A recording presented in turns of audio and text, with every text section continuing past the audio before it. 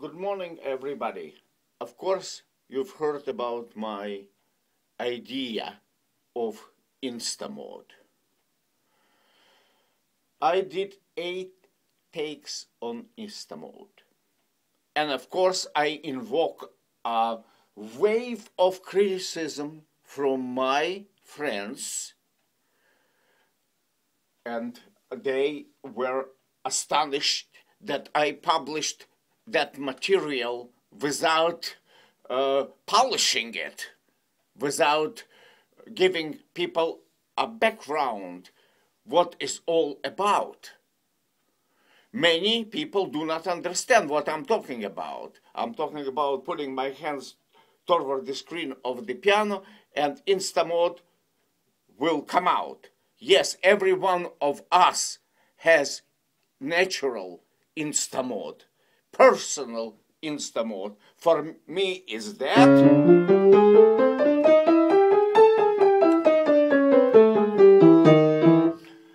And for others it will be other notes.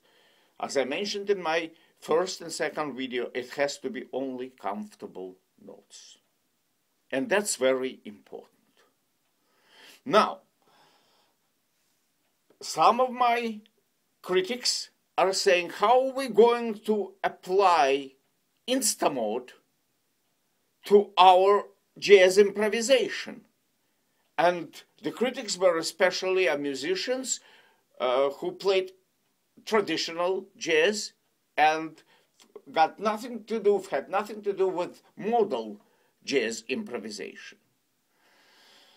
What I did, I told them, go to the records and CDs and find my favorite things that was done by Coltrane with McCoy Tyner, as well as Oscar Peterson. There is plenty of recordings of that tune. I was listening to that tune for a long time. And do you know what? It reminds me of a prayer. Then I made kind of parallel with Jewish prayers that I've heard since my childhood in a synagogue. I got amazed that I'm walking on it and I still do not understand what's happening there. Of course, phraseology is very important. It does remind me Jewish prayer, it does remind me Muslim prayer, and does remind me Indian music. It does.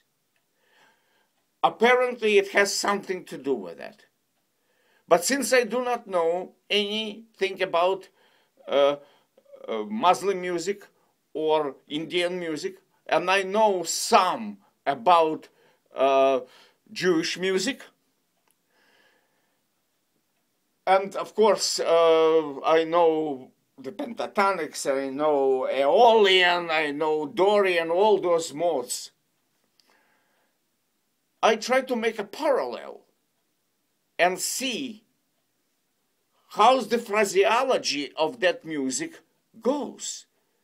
Because it's not only the notes. And I will give you a very simple example. The typical turn in Jewish music is that.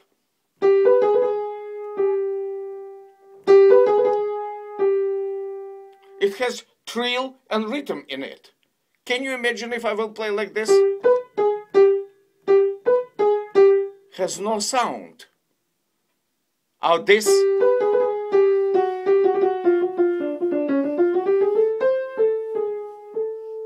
That has a prayer in it. It means by repeating the same note few times, it's invoke a tragedy of the soul.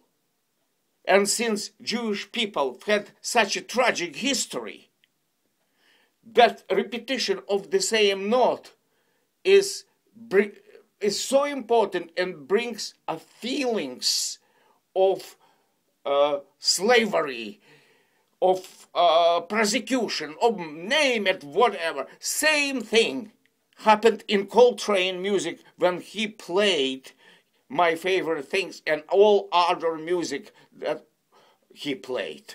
It's not only him, it's many others who did that. But what I figured out for myself, that I'm working on it, and I was kind of ignoring it and not applying it to my personal improvisation. But it's better later than never. What I'm trying to say is some kind of way to practice does exist. Of course, you need to hear this music.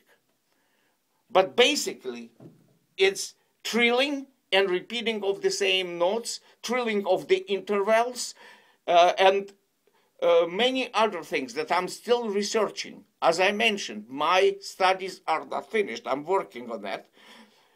I'm working because I got passionate about it, and I want my friends musicians to know what I'm doing. For instance, this is very typical accompaniment for modal music. I've heard that in the music by Coltrane, other players are doing.